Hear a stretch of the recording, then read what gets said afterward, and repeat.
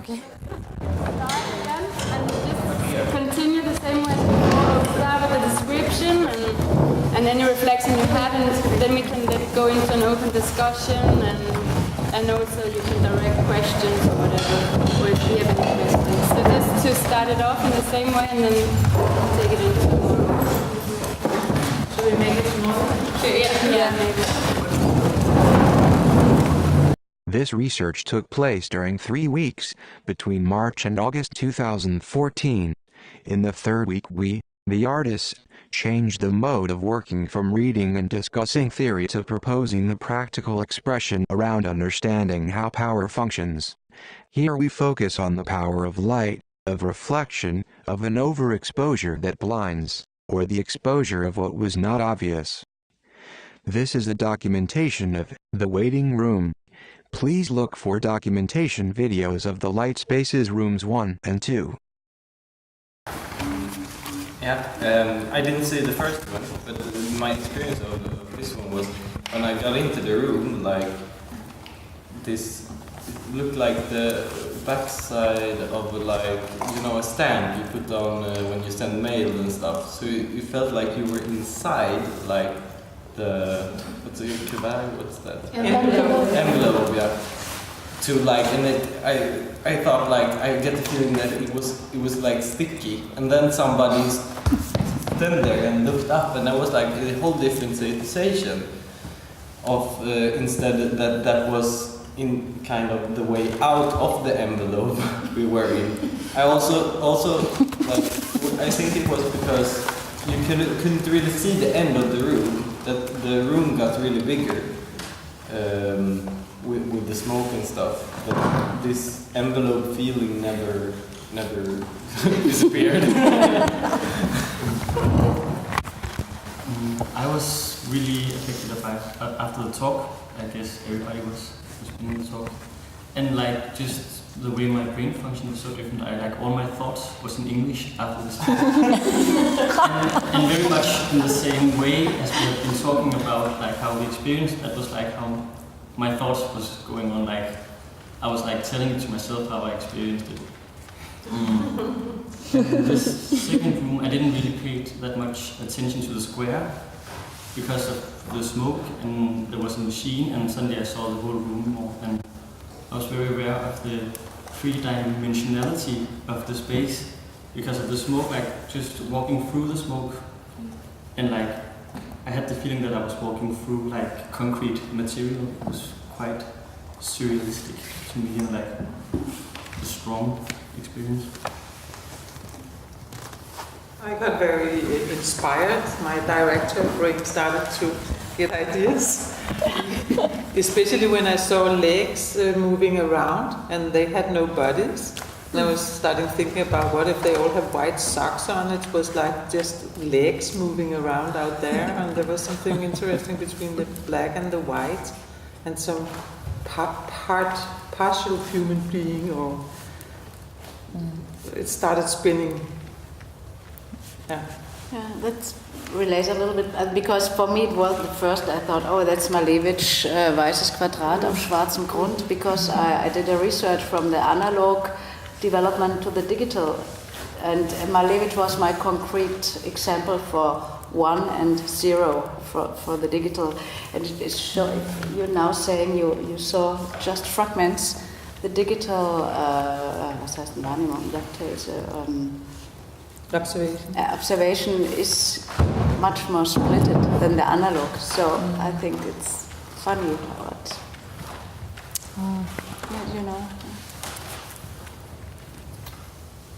I was very aware that my attention wasn't being directed in the same way as the first experience.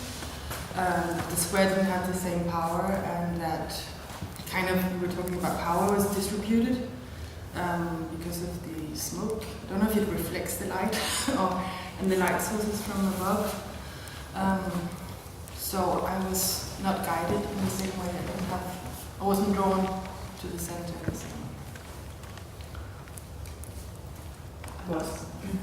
I know I went in, I was pretty immediately thinking of James Turrell. I don't know if you know what he is like in artwork as well, where you had a room which was full of fog, but like it was like really that you couldn't see like 1 meter away, and it was changing colors. And then it was like a little, of course, like you can't. And I was thinking technical, is it even possible to do it in a big room like this, like with the fog? Like thinking about the way it's done, that it would be all fog even on the floor. And then I was like. From before, I was like really focused on the square, so I went there immediately, and I was kind of disappointed that it was just like a white floor, and I thought like, oh, that's not so interesting material. And then I walked around to find different perspectives to look at as well at the people or like at the whole room. And then I discovered to look through the camera. And then you have like the zebra effect. I don't know if you know, like if you have like a really light kind of thing, then it makes like black stripes. And then it looked like, it was really cool because it was like homophoba, like having another medium. You have a totally different perspective of the room and of the people, and everything looks like, I wouldn't say more impressive, but just like a different world. And then you had like the zebra stripes, and this looked like a thing always coming out of the white squares. So that was quite fun. And yeah. Sorry. You go. I didn't see the first time, or come to the first thing, but when I went for my first time, I really enjoyed the fact that on the outsides, I didn't think that you could be seen, like I couldn't see people in the car, so I just kind of went into a corner and sat down for a bit, and I quite liked being there. And then I saw someone stand in the middle, and I thought that looked interesting, so when they left, I stood in the middle for a bit. And I really liked looking at the smoke when I was in the white square, because it felt really, I couldn't focus on, everything was like, I can't explain, it was just like, I felt like cross-eyed, does that make sense? Because I could see the different layers, like from here to there. But when I was in the black, it was just far that I could see, but when I was in the white, I could see closer and focus on it closer. Yeah, I kind of compared the two rooms in the way that in the first room, when I was standing close to the square, I could see eternity somehow in the square, but in this other room, when I was standing close to the square, I saw the eternity through the fog, or that the room expanded out from the square, while in the first room it expanded into the square. Yeah, makes sense. Yeah, I'm not sure if it was a conscious choice, but I noticed that I was much more active in this room than in the first one. And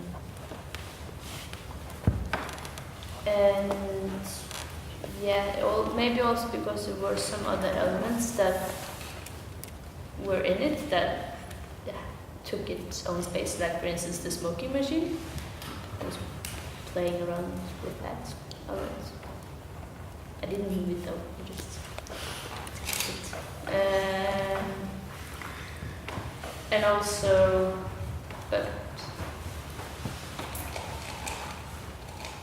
yeah, I kind of had the need to just go through the whole room, kind of like, I don't know if you've seen a child going to like a playground, its need is to just run around and try everything at once, and then it kind of finds its spot and finds one thing that's more interesting when it gets tired. Or tired. Yeah.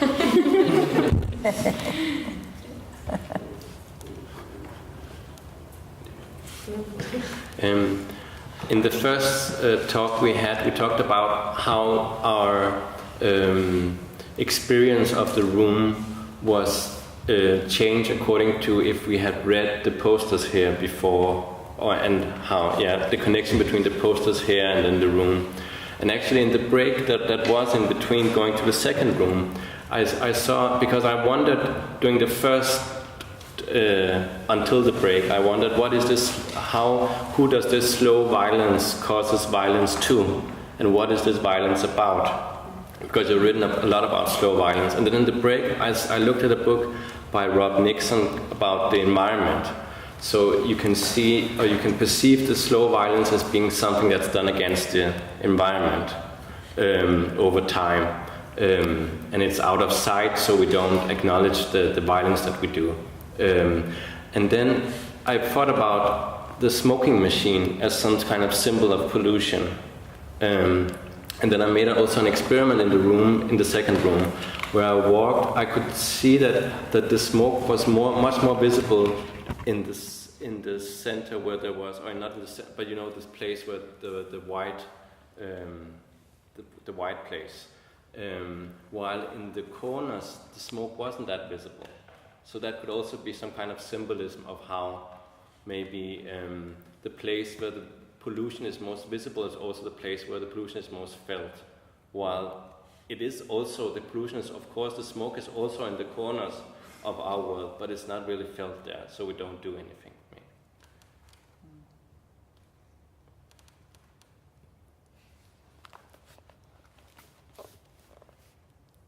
I felt it different in relation to the other people in the room. Like in the second room, I find the other people being like a disturbance. I really didn't want them to be there. Maybe also that had to do with that they raised legs, and I kind of wanted the room to myself, and I got kind of impatient. And because in the first room I felt you had the light on the faces, and there was some kind of connection and play going on, I felt. And in this one I felt much more that we were alone and in each other's way somehow. I also had the illusion that the square was a bit risen from the floor, that it was like levitating or up on a small height somehow. And then my nose started to itch too much, so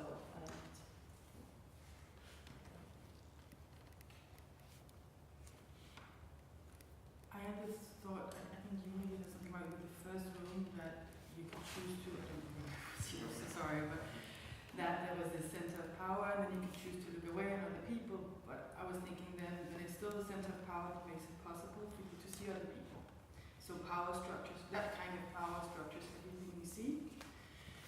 But it's also easier to be in the room, in a way, where I found the second room to be more difficult because I wasn't sure what I was going to do. I got a little impatient quicker because my attention wasn't directed in the same way. So in that way, I was just thinking about power. Kind of, you see, like the first one, you also see other people through the source of power. It structures all you know. Where it was more difficult for me to see, well, what is it?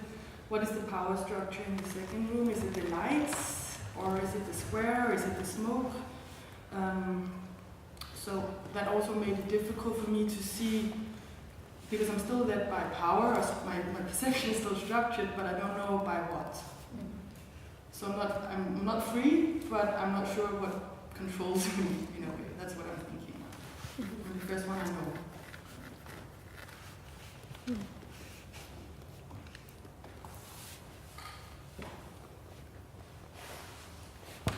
In the first room, I was in the first group, so I hadn't any information, or none of us, like other than a bit of the things out here, but we hadn't experienced the room. So that created a very this respectful sort of group, and nobody played around, we were rotating very quietly around the light source or the reflection. And now in the second group, it was also after the discussion, people were really jumping around. And I was also thinking, because now I had been reading, and I have been reading this thing of sort of the stars of the disaster, and also that one out there that we don't see, don't trickle out. And I was really I think it was maybe you that were in the white square. I was started looking out, wow, people around here could really start to be slaughtered or fall down. I wouldn't notice. Weird things would really happen in this space. Whereas the other one was we had a much better control over each other, like as a group.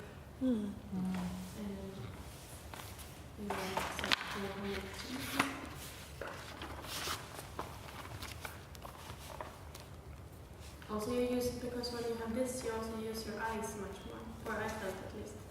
When I was deprived of my hearing, I started to really pay attention to where I look much more, because you don't want to bump into people and stuff. So I really appreciate this hearing block. I have one more observation. I asked Marion if she wanted to stand in the middle because I wanted to see it. And I felt like suddenly where the white square was a little, how big was it became flat when somebody stood in the middle. It lost its magicality. Oh, I disagree actually. I felt it like when somebody was there, then the element of more magic come. Yeah, the Michael Jackson, that's right. Yeah.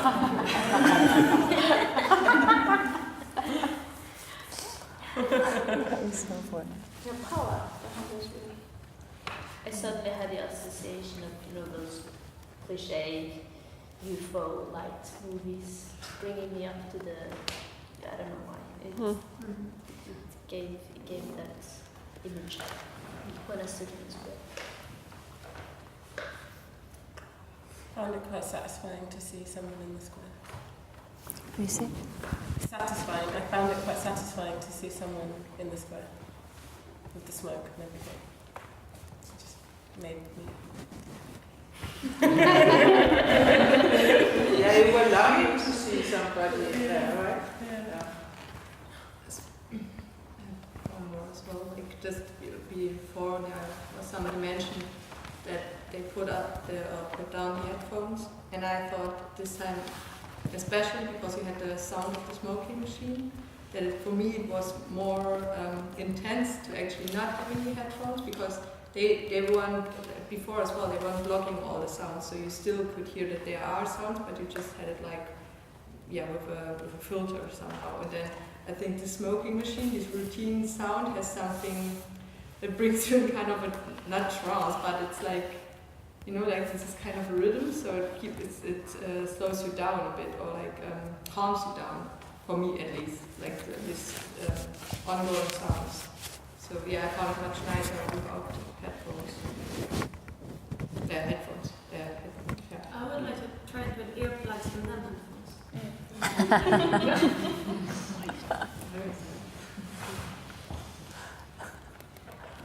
Complete control.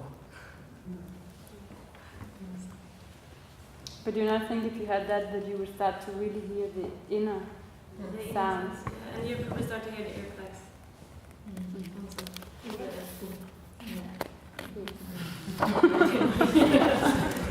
That's what I actually tried. I tried to put my fingers in, and then of course then you hear blood flowing and stuff. So, and then I thought, okay, that could be a choice, but then you really need to block it. Yeah. And then I thought, okay, with headphones, maybe one thing that could be cool is that suddenly is there another sound that is in the. That was just I just started to think, what could you do with headphones that are connecting maybe to something, or to the sound in the room, that you make it bigger when it's there or not. Yeah.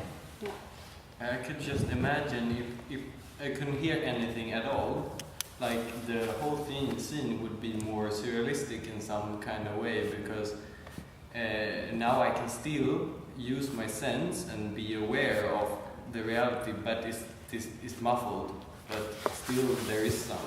I am a little bit more in control instead, and aware of the reality that is in the room. But if I think it would create more, if you couldn't hear anything, more, I don't know, more narrow vision of the whole experience. If you couldn't hear anything. Yeah, I could when I had the... Yeah, but if it was totally blocked. If it was totally blocked, The headphones amplified the sound for me. made it louder. I don't know if that was just me. But it would also be interesting if everybody had different sounds in their ears, or how it was influence or divide the experience.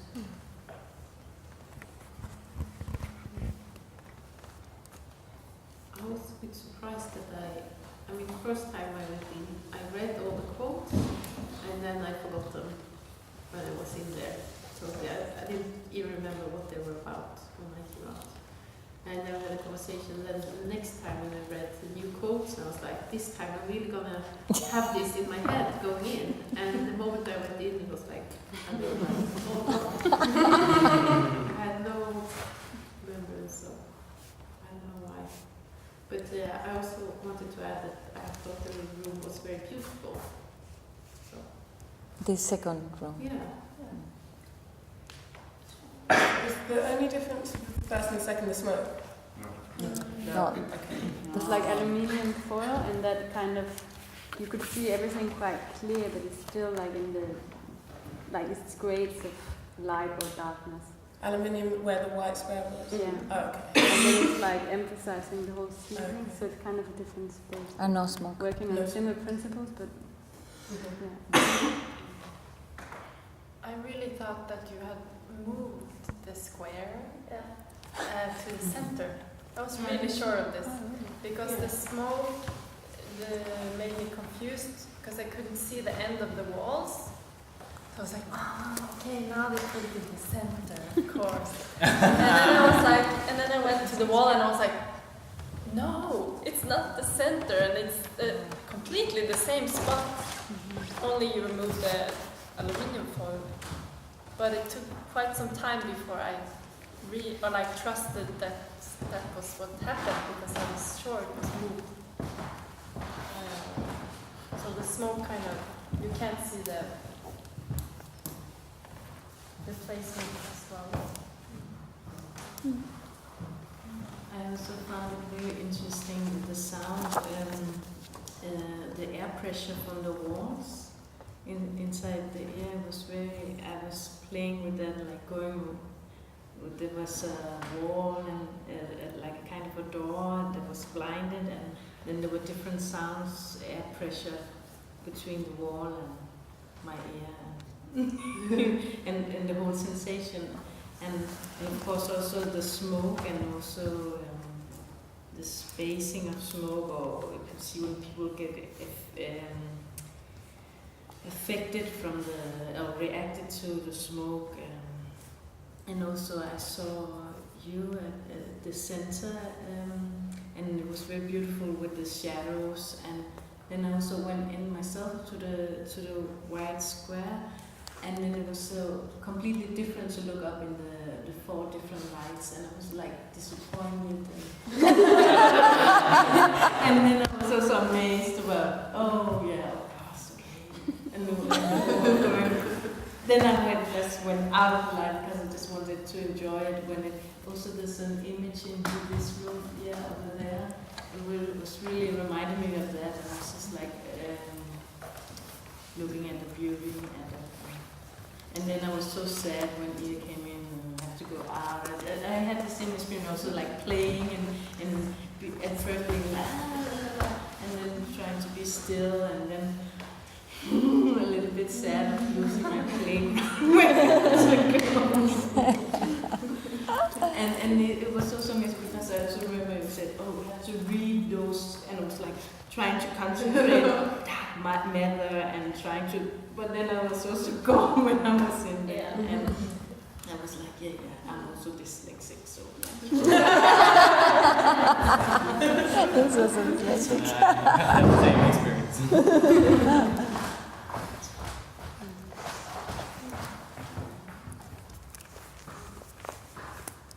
Can we ask you some questions? Yes, definitely. If any free questions you want to ask.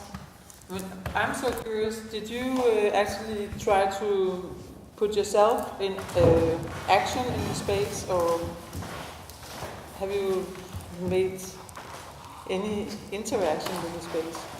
I mean, more than level of just observing the space. So I think it's similar as you had this, okay, there's the legs and like things just appears in that space by itself due to the conditions of the space somehow.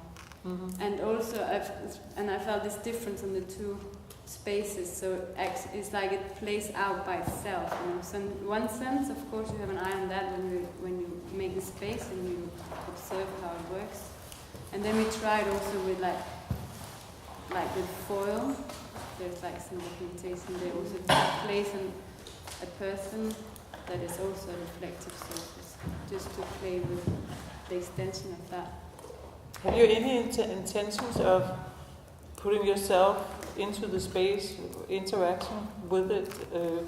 Is it, I'd be very practical now, or is it like an installation, or is it the first step towards a kind of set design that you would like to put bodies into, or how do you perceive it? I think we've been working for such a short time, and the notion that we were invited in to work on was the notion of power, which is in some sense a non-notion, because it's impossible to pin it down without pinning a context as well. So it took a while for us to even come to a point where we could say, okay, this is the direction, or this is where we could kind of start to deal with power, and then so I think what was really interesting for me is like this is the first sort of practical material response to all the things that we've been discussing and reading.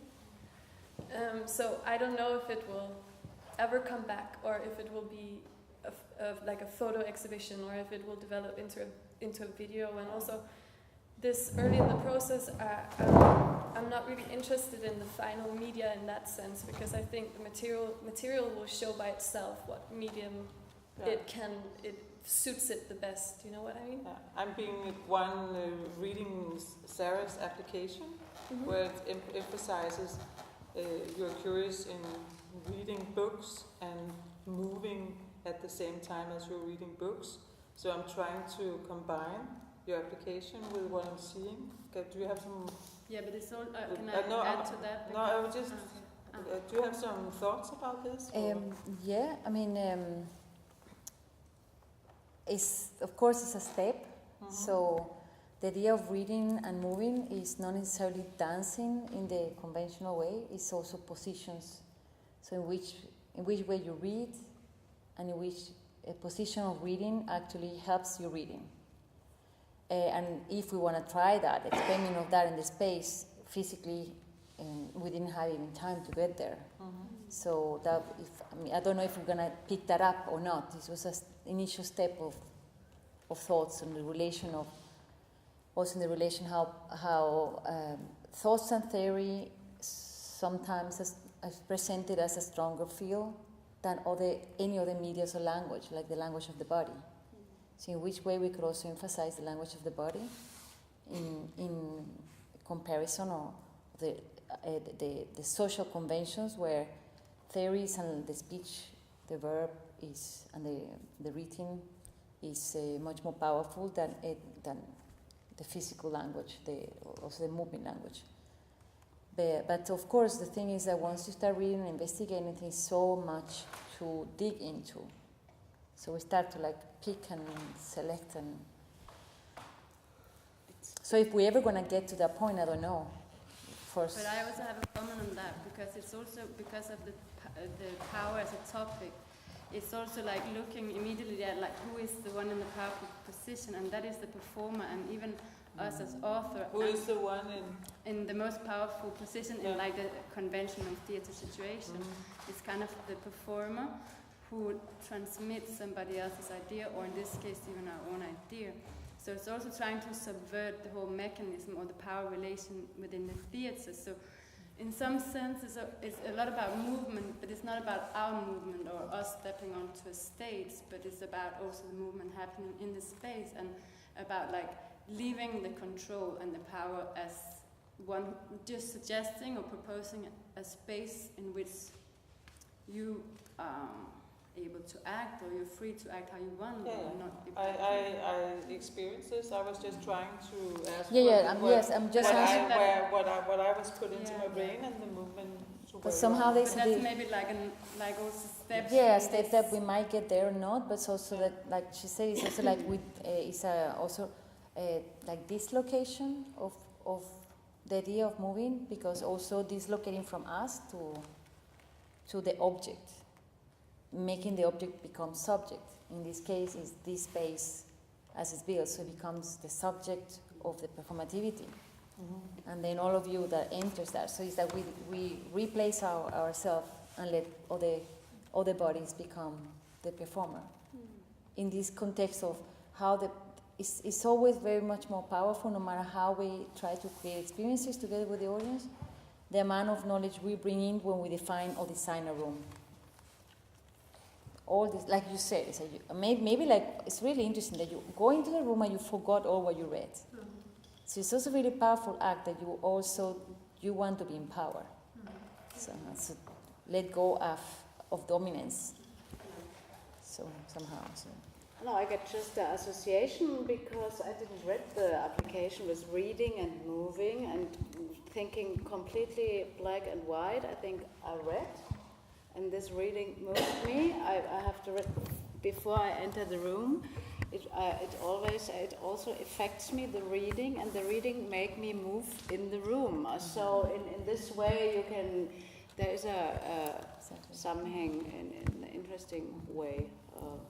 Because otherwise I know we make jokes at the theater for many years, now you have to read the Programmheft for understand something, and I think it's very nice that you say now you have to read this, and it's also a little bit fragmented here, and then you go in and something happens with these thoughts and associations, so this what I I'm also very interested in just in terms of like norms or conventions that we're trained as dancers, but putting myself in a situation and observing how I respond to a certain amount of information which I've put into my body and respond to it not necessarily by first choice by being physical, and then observing my own response.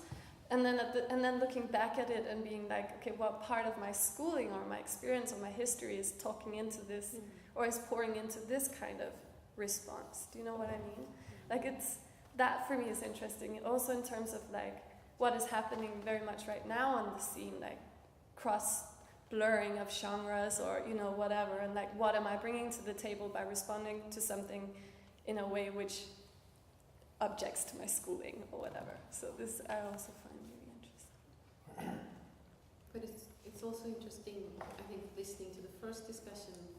I think several people were talking about power and how they kind of felt manipulated in this room and negotiating with you even though you weren't present.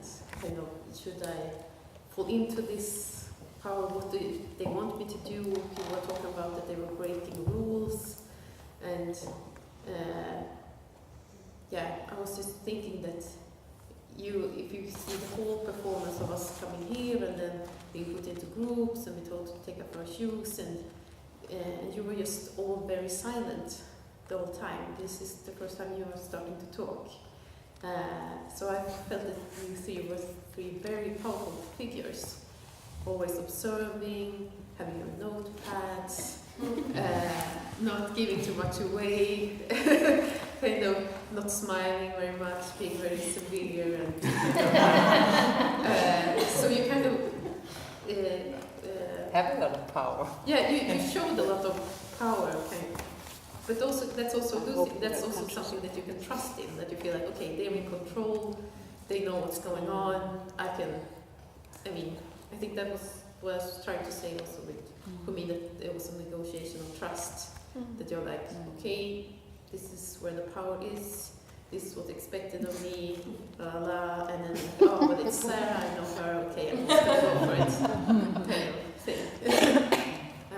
So I think you played on this invisible power, because in a conventional theatre, the power structure is very clear, and that can also be very comfortable. Then you know that, okay, I'm going to accept to be the audience now and be passive, and that's kind of a be forced to participate and be active, then you can feel that, okay, so they're filming every choice that I'm doing, they're going to watch me, did I hesitate, did I go into the square, did I not go into the square, and that's not formal soft power or invisible power, that's very impressive.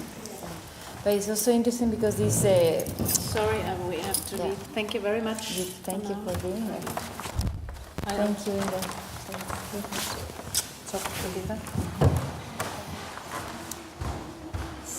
It's kind of, I mean, even in which way you create a room out of control that we are not controlling. So it's really how to break this contract that the theater space already carries for hundreds and hundreds of years. It's like so settled and it's so comfortable, like you said. So it's rules that is set. It's kind of unbreakable. And in which way a process that we carry is transmitted in an equal level, in an equal level relation of knowledge. Is because also those are subtle levels of power, of slow violence. I always feel that I'm in power when I'm an audience. When I am an audience, I always feel that I'm in power. Only once, in one performance, did I feel that I lost the position of power, and that was with Anneli Young, when she pissed on me. She pissed on you, peed on you. That's the only time I ever felt I lost power as an audience.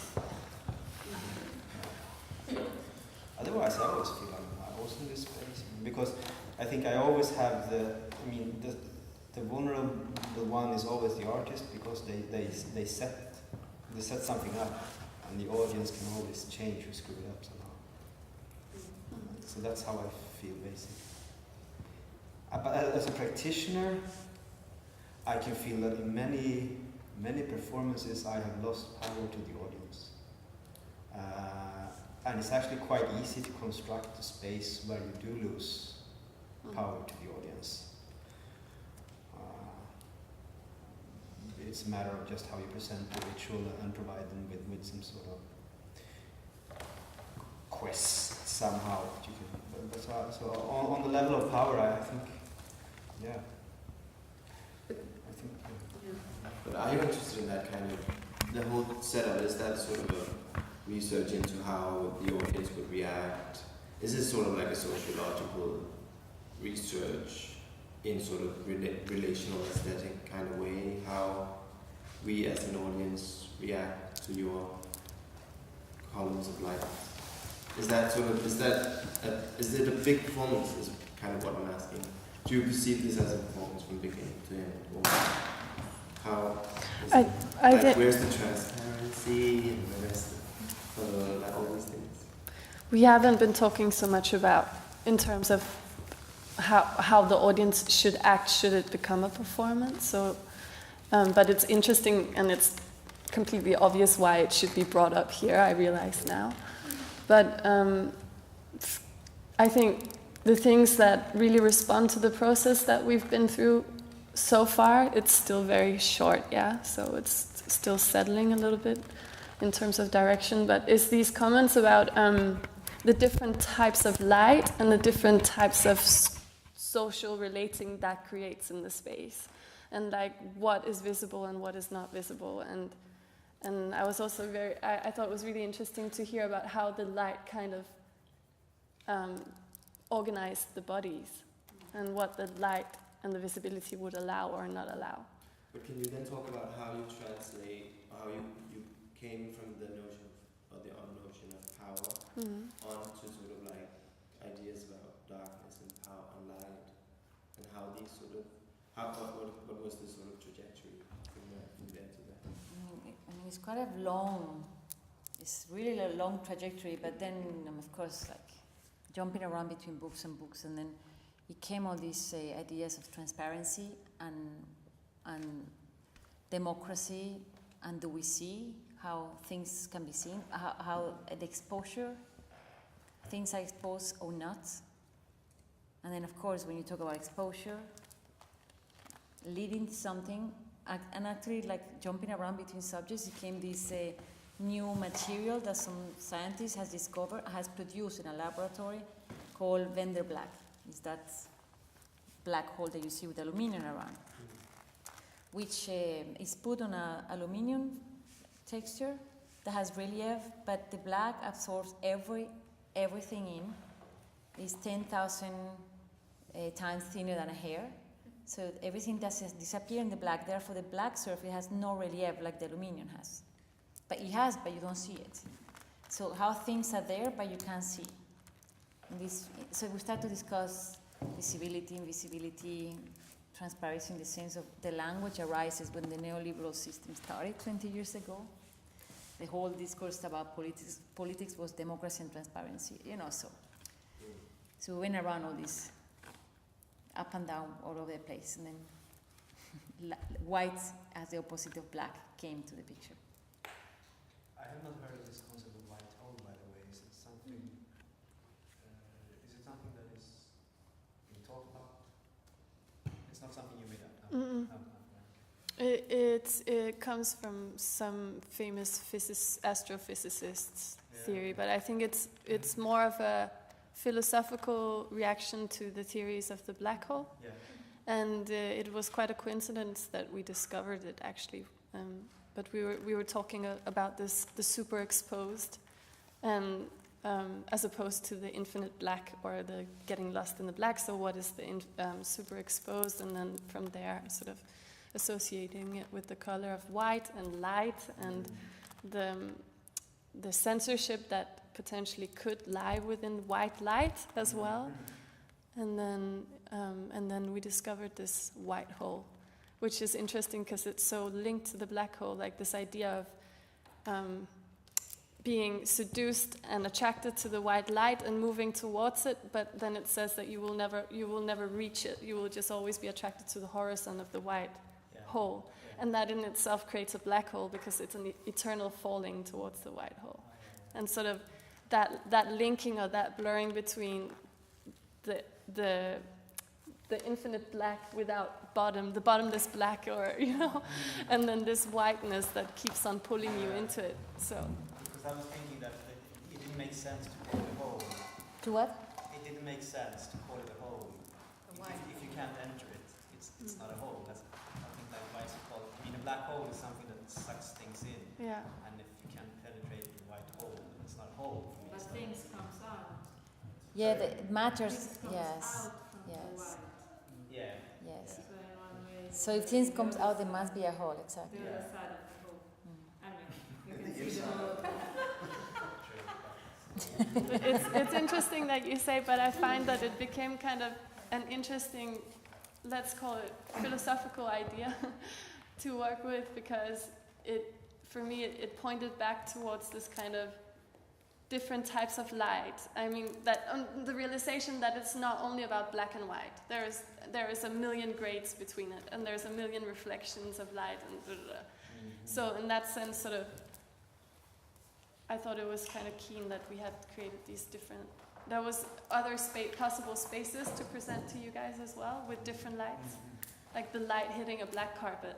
What kind of light would that create? Or the black space with the white square and no smoke. That's a completely different space again. So it's also about like not falling into. It's very, at least for me, very easy to fall into a generalized sort of conclusion about transparency and democracy and the lack of equality between the different peoples in the world and their situations, and I go like, oh, we up here in the north are just spoiled idiots, But then it's interesting for me to discover the myriad of different types of visibility and different types of darkness.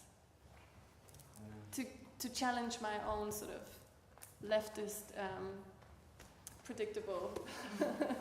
I mean, if we would have had 4 rooms, we could have left all these experiments, each in one room, instead of going group by group like this, So, I mean, those are resources.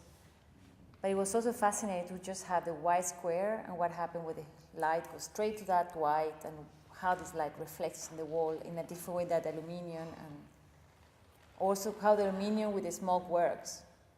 It's another experience there too.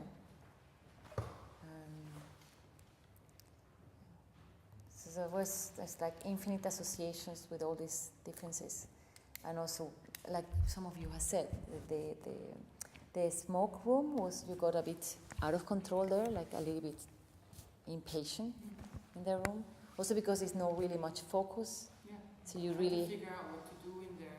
Yes, it's like it gives you a structure with not so much structure to it, not so much focus, or like still focus because the white is there, but it's much diluted compared to the first experience. So it's also these nuances of spaces and relations and. I was thinking about the discussion on power, also it's about nuances and just that there's a risk, I think, to simplify relations of power. Like it's an easy trap to fall into, to always talk about, oh, I've had this power and who is in power over who and in what, blah, blah, blah. But there are so many other things happening that you want to be part of something, be part of a group, that you want to so it's not only giving into power or taking power, but there are a lot of different negotiations going on in a group and in these kind of settings. Yeah, and also we were talking about, like, is it like not to create like a representational performance or conversation about power and how it functions, but so probably also like in the research we also somehow looking to subvert this idea, and I think this is very much an experimentation also just to get a sense of what is possible, what kind of space is that in which you don't make a representation situation. Maybe this was in the end just representational. It's not even like to be conclusive, but it's just, I think that was also the investigation in the level of just material, or how do you transform this knowledge and ideas onto a performative space. So it was not like a social experiment or anything like this. Now it's just to investigate what can these spaces do, and it never thought to have it to fill them with anything than what the space happened to be somehow. And this came from the black, white lines. It's also interesting. Black and white is such an opposite point of a segment, completely opposite. So, and it's so easy to stay on those two opposite ends, like you said. So it's also the desire to, because we're thinking about how the object performs, the square performs itself, but then it's not performing all the time, of course not. The other things does perform too, the walls, the light reflecting, the roof, and the moss that we let go of us being there. So the relations are constantly moving, so it's really not possible to say it's one thing.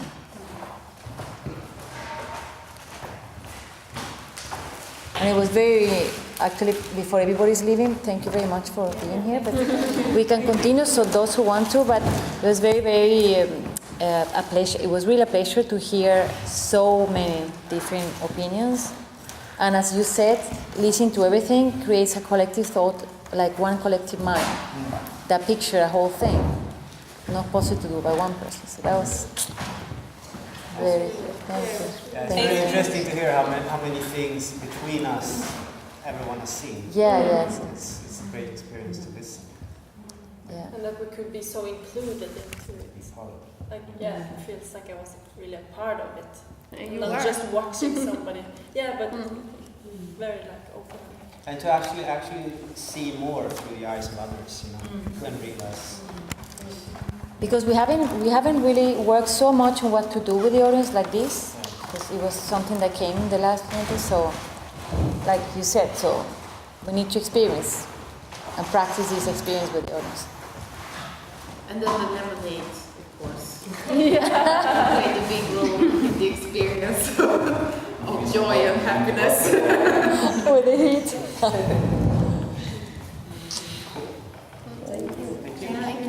Thank you.